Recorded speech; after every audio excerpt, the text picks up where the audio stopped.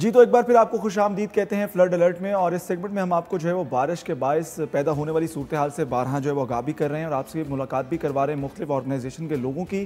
اور اس وقت ہمیں جوائن کیا ہے اخوت فاؤنڈیشن کے فاؤنڈر ڈاکٹر امجد ثاقب نے، اور سر کی ٹیم تو کام کر ہی رہی ہے، ہمیں جو ہے وہ نظر بھی آتی ہے سوشل میڈیا پلیٹ فارم پر، اور سر خود بھی پرسنلی جو ہے وہ بہت ہی بہترین طریقے سے جو ہے وہ اس مشکل وقت میں لیڈ کرتے ہوئے جو ہے وہ دکھائی دے رہے ہیں۔ سو بغیر وقت ضائع کیے سر کے پاس چلتے ہیں اور آپ کو یہ بات بھی بتاتے چلیں کہ سر خود بھی جا کر ان مقامات کا جو ہے وہ دورہ کر کے آئے ہیں۔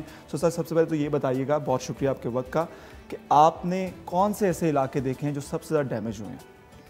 جی یہ تو میں نہیں کہہ سکتا سب سے زیادہ ڈیمیج کیا ہوئے ہیں، کیونکہ میں نے سارے علاقے تو نہیں دیکھے، لیکن میں نے ابھی جنوبی پنجاب میں مختلف اضلاع میں گیا۔ اب انشاءاللہ تعالیٰ اسی ہفتے میں نے سندھ میں بھی اور بلوچستان میں بھی جانا ہے، اور پھر اگلے ہفتے میں انشاءاللہ تعالیٰ KP جائیں گے۔ تو دیکھیں مصیبت جہاں بھی آتی ہے وہ مصیبت ہی ہوتی ہے۔ ایک شخص بھی اگر ڈسپلیس ہو گیا تو آپ اس کی مصیبت کا اندازہ کر سکتے ہیں۔ تو لیکن سنا یہی ہے کہ بلوچستان میں زیادہ بارشیں ہوئی ہیں اور وہاں پر زیادہ تباہی ہوئی ہے۔ تو بہرحال جہاں بھی پاکستان میں تباہی ہوئی ہے وہ ہماری تباہی ہے، ہمارے بہن ہیں، ہمارے بھائی ہیں۔ تو ہمیں یہ نہیں سوچنا کہ کہاں جانا ہے کہاں نہیں جانا، ہمیں پورے پاکستان میں جانا ہے۔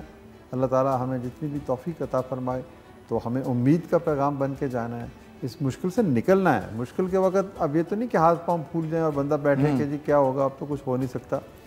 تو آخری دم تک، آخری سانس تک جو جنگ ہے نا مشکلات سے، وہ جاری رہنی چاہیے۔ بالکل سر۔ اچھا، بلوچستان سے سلسلہ جو ہے وہ شروع ہوا تھا اور چاروں صوبے آج جو ہے وہ اس کی لپیٹ میں آ چکے ہیں۔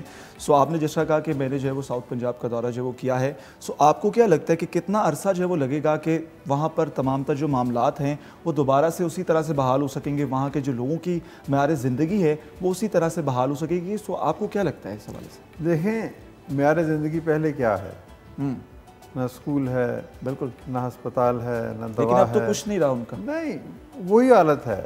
پہلے بھی کچھ نہیں تھا، پہلے بھی اسکول نہیں تھا تو اب بھی اسکول نہیں ہے۔ بچے ننگ دھڑنگ پھرتے تھے، گندا پانی پیتے تھے، ہیپیٹائٹس ہے، سکن ڈس آرڈرز ہیں، تعلیم نہیں ہے، جہالت ہے، روزگار کی کمی ہے، یہ تو پہلے بھی تھا۔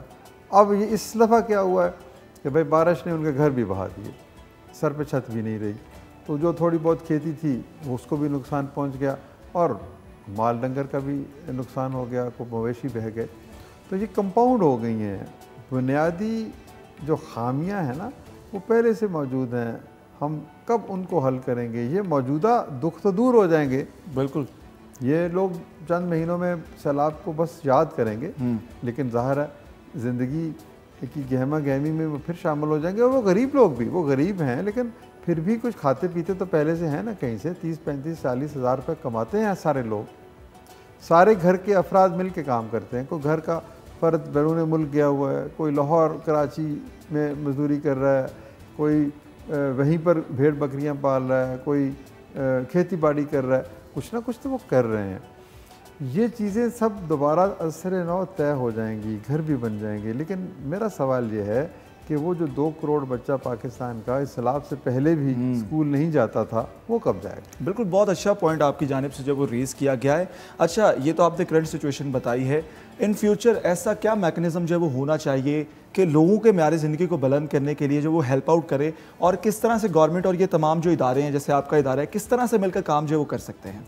دیکھیں یہ ایک لانگ ٹرم پلاننگ ہونی چاہیے کہ ہمارے، دیکھیں بات پھر اور پیچھے چلی جائے گی کہ ہم اگر فار ایگزامپل 6,000 ارب روپیہ ٹیکس کی صورت میں کماتے ہیں، بالکل ٹھیک ہے نا، یہ لوگوں سے پیسے آتے تب حکومت چلتی ہے، ایگزیکٹلی، ہمارے اخراجات 9,000 ارب ہیں، تو جس گھر کی آمدنی 6,000 ہو اور اس کا خرچہ 9,000 ہو، وہ ادھار لے گا۔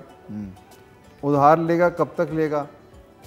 ایک مقام آئے گا کہ جس نے ادھار دیا ہے وہ آ کے دروازہ کھٹکھٹائے گا کہ میں تو تمہارا گھر بھی نیلام کرتا ہوں۔ تو ہمیں اس براڈر پرسپیکٹو میں سوچنا ہے کہ ہمارا ریونیو کیا ہے، ہمارے اخراجات کیا ہیں، یا تو ہم اپنے ریونیو میں اضافہ کریں، اپنی آمدنی کو 9,000 کر لیں، یا اپنے اخراجات کو 6,000 کر لیں۔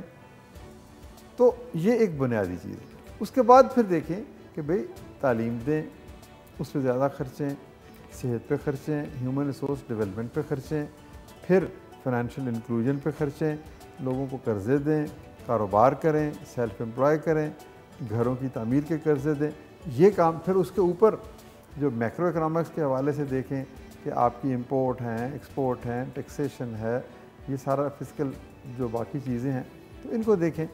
تو یہ ایک سمپل چیز نہیں ہے سیلاب کے، جی سیلاب میں لوگوں نے بڑھ چڑھ کر مدد کر دی تو وہ ختم ہو گیا. بالکل ایک لارجر پینورامک ویو دیکھنا ہے ہمیں اپنی سوسائٹی کی اکنامک اور سوشل کنڈیشنز کا، پھر حل آپ کو ڈھونڈنا ہے، اور وہ حل اکیلے حکومت کے پاس نہیں ہے. بالکل جب تک لوگ شامل نہیں ہوں گے، جب تک اس میں ایسوسیشن شامل نہیں ہوں گے، اسٹیک ہولڈرز شامل نہیں ہوں گے، میڈیا شامل نہیں ہوگا، عوام شامل نہیں ہوں گے تو وہ نہیں ہو سکتا. بالکل جی، بہت اچھے پوائنٹ جو ہے وہ ریز کیے گئے کہ تمام اداروں کو، گورنمنٹ کو، جتنی بھی آرگنائزیشنز ہیں ان کو مل کر جو ہے وہ کام کرنا. اور بہت اچھا پوائنٹ آپ نے ریز کیا کہ بیسک جو فیسلٹیز ہیں وہ ان کو پرووائڈ کرنا بہت ضروری ہے. سر بہت بہت شکریہ ونس اگین آپ کا، اور آپ سے جو مزید بھی ملاقات کرواتے رہیں گے اپنے فلڈ الرٹ کے سیگمنٹ میں. سو دیکھتے رہیے میرا پاکستان.